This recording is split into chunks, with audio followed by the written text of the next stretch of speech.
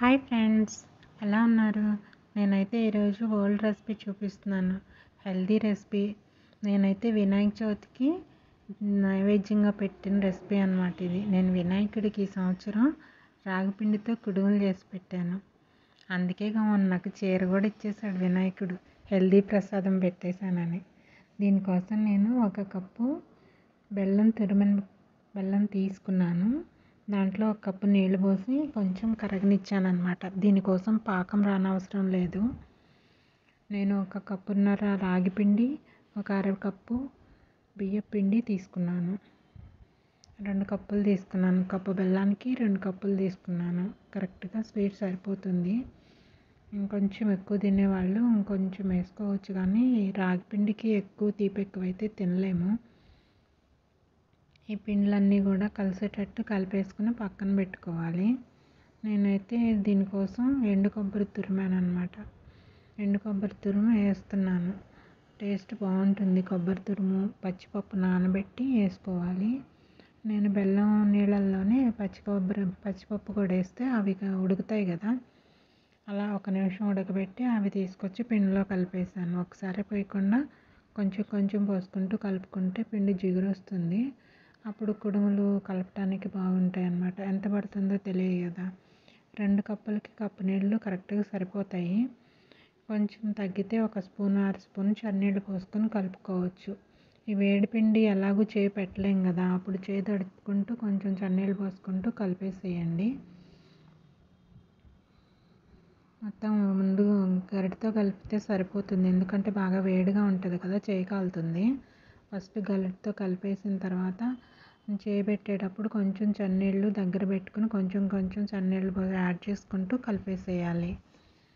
నిదానంగా బాగా పిసకకుండా పైన కలుపుకుంటూ ఉంటే చక్కగా జిగురు వస్తుంది పిండి. కొంచెం బియ్యపిండి వేసినందువల్ల కొంచెం క్రిస్పీగా బాగుంటుంది అన్నమాట.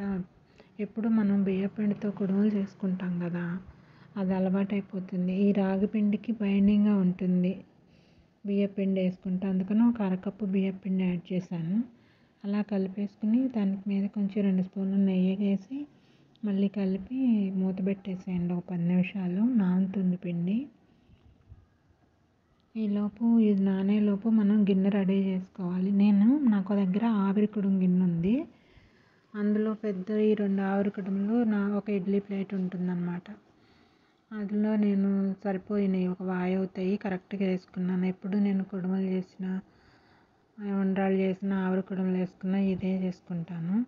ఇదైతే నేను ఇష్టపడి రేపల్లి నుంచి కొనుక్కొచ్చుకున్నాను నేను దీన్ని. దీనికి ముందుగా నెయ్యి రాయాలి. తొందరగా అంటుకోకుండా ఊడి రావటానికి ప్లేట్లకి నెయ్యి రాసి పక్కన పెట్టేసుకోవాలి. పక్కన పెట్టేసుకుని ఆలోపు స్టవ్ మీద గిన్నె పెట్టేసుకుని నీళ్ళు పోసాం కదా, వేడి చేసుకుంటూ ఉండాలి.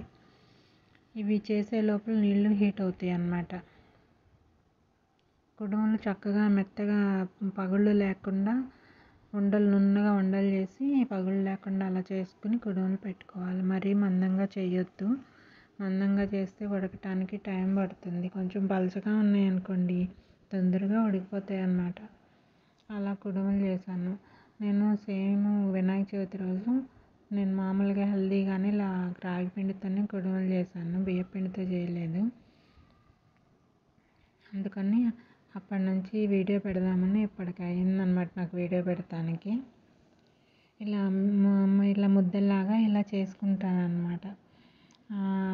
అదేంటి ముక్కిలా ఏదో అంటారు వాటిని. అవి చేసి ఉండ్రాళ్ళు అవి అమ్మ ఎప్పుడు బియ్య పిండితో చేసి పెడుతుంది. అదే పొజిషన్లో నేను రాగి పిండితో చేసి పెట్టాను అన్నమాట. ఉండ్రాళ్ళు కూడా చేశాను.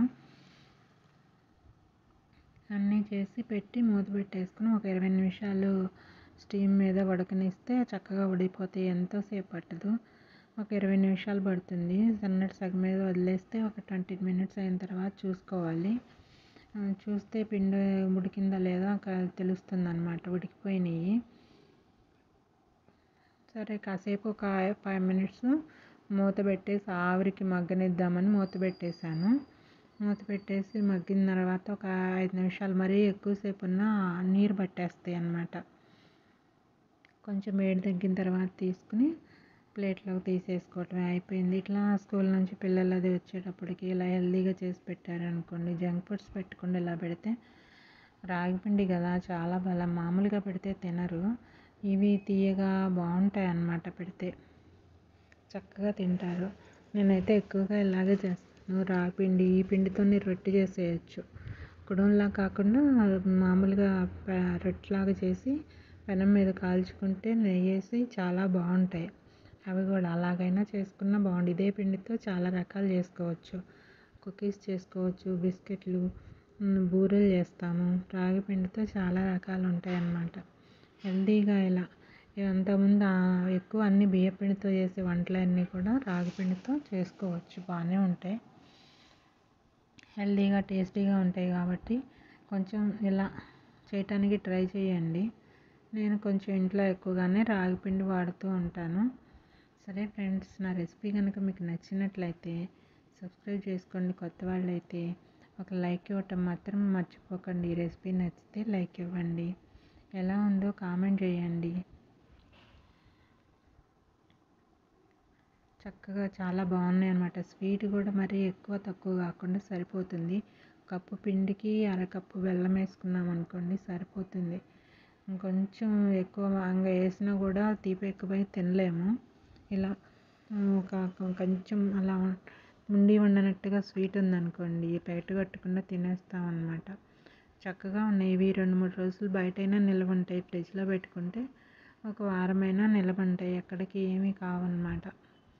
ఇవి ఆరిన తర్వాత వేడి మీద కన్నా ఈ కుడుములు ఆరిన తర్వాత ఇంకా తీపి స్వీట్ ఎక్కువగా వచ్చి చాలా బాగుంటాయి. ట్రై చేసి ఎలా ఉన్నాయో కామెంట్ చేయండి ఫ్రెండ్స్. సరే, నెక్స్ట్ వీడియోలో కలుస్తాను. బాయ్.